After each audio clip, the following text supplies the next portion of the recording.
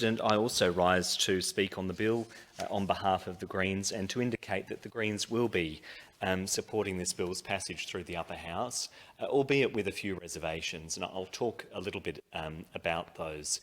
The Honourable Jing Li has articulated very clearly, I think, the two main elements of this bill.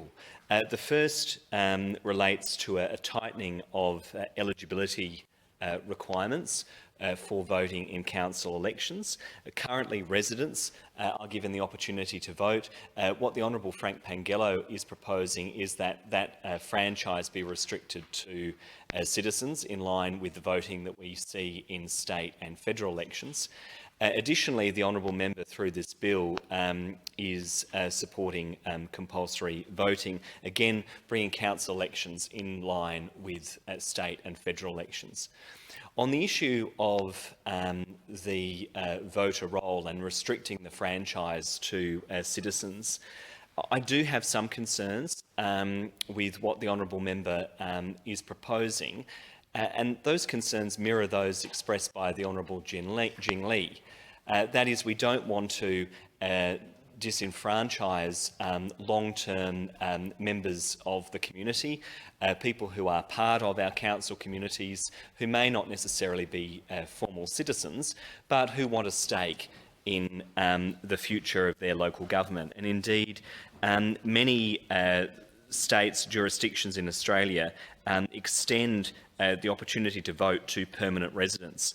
I guess where South Australia is a little bit different, though, Mr. President, is that we don't have the same requirements in terms of permanent residency status for voting in council elections, and so people can be living in a particular council precinct for a very short time and then get themselves on the roll and exercise a vote. And I can see the potential under that system for things to go awry, and so it's on that basis that the Greens will support this, recognising that, of course, if it passes this House, there'll be an opportunity to work with the government, the Honourable Frank Pengello, to address some of the implementation issues. Indeed, it would be our hope that the government, in contemplating this, will look very closely at what happens in other jurisdictions. I do want to also talk a little bit about the Greens' position on compulsory voting in council elections. I must say I'm a late convert to this debate. Having been elected as a city councillor more than 10 years ago now, one of the things I thought was attractive about local government was the fact that you had independents, community-minded people that could get elected outside of the political party banner. I think that is a good feature of our democratic system. What we know, however, though, is that people can still be members of political parties, and that may not necessarily be known to the voter when they cast their vote. This became a real issue in the Adelaide City Council elections in 2018, when you saw a group of Liberals under the Team Adelaide banner, who stood under the leadership of failed pre-selection candidate Hassam Abiad and failed Liberal Party candidate Alex Hyde, now Party Director. Members of the Liberal Party who put themselves forward as just a group that were working closely together, but were actually operating as a factional group, a secret faction. They got elected to City Council and then denied that they were a member of a faction, but voted as a factional group on most issues. And, you know, this has been well documented in the media. That does concern me. I think voters have a right to know what political parties these candidates are connected to. That's why one of the reasons why the Greens advocated strongly during the last local government elections to tighten the disclosure regime around political party membership, so that voters got that information before they exercised their vote rather than after the vote. The problem is, though, of course, that because of the optional voting system, these loose factional groups are able to be formed and the connection may not be transparent to voters.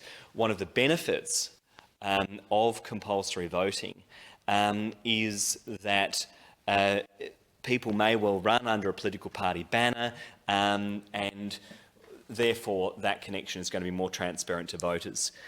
We also know, of course, that we suffer with a very low turnout in council elections. In the last local government elections held in South Australia in November 2022, there were approximately 400,000 people who participated in the council elections. That's a turnout of around 32% of the eligible voting period. There is a bit of a difference between metro and country turnout, but it's not huge. In 2022, the South Australian local government elections, the turnout was 34.5% in metropolitan areas and 32.94% in... Mr. President. In metropolitan areas, the turnout is generally higher compared to country areas. For example, in the City of Adelaide, the turnout was around 40%.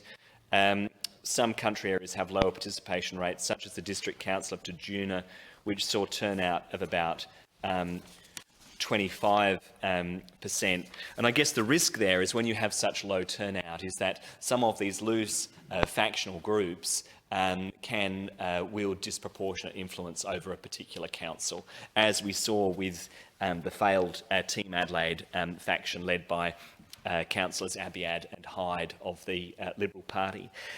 So it's my hope that if we see this reform, we might be able to safeguard councils against those sorts of antics in the future. So I'm open to this on that basis. I do also just want to touch on one of the issues that the Honourable Jing Li mentioned, which is the ongoing legal matter that is unfolding in Adelaide City Council. I saw that the Lord Mayor shared a statement on her social media account from the CEO of the City of Adelaide, and I thought it might be useful to just read that statement into Hansard, because I suspect some other members may reflect on what's going on with the City Council. I think it's useful to get this information on the public record.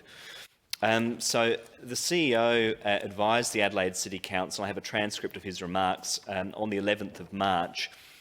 He said, on Friday, the 7th of March, the Court of Disputed Returns delivered a judgment in the matter of Hyde, Exer and Lee.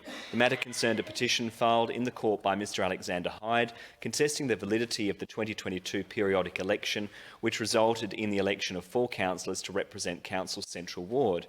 In upholding the petition in part, the court found that the election was affected by illegal practices, and those illegal practices affected the outcome of the election. At the request of counsel for Mr Hyde, the court has adjourned the matter before April 2025 to allow time for the parties to make submissions regarding what orders the court should make as a result of its judgment. As the court has not yet made any orders, each of the Central Ward councillors continue to hold office as members of council in accordance with the terms of the Local Government Act. These councillors are entitled to attend council meetings, committee meetings and information and briefing sessions in the ordinary way unless and until the court otherwise orders. Importantly, Section 40 of the Local Government Act makes it clear that there is no risk to the validity or lawfulness of any of the decisions of Council since the 2022 periodic elections arising from the findings of the Court, including that night's Council meeting. Any Council decision made prior to the Court's orders taking effect will remain valid even after the Court makes orders finalising the proceedings. So I do think that's an important statement to put on the public record, Mr President, because I know there is a significant concern around the legitimacy of the Council. The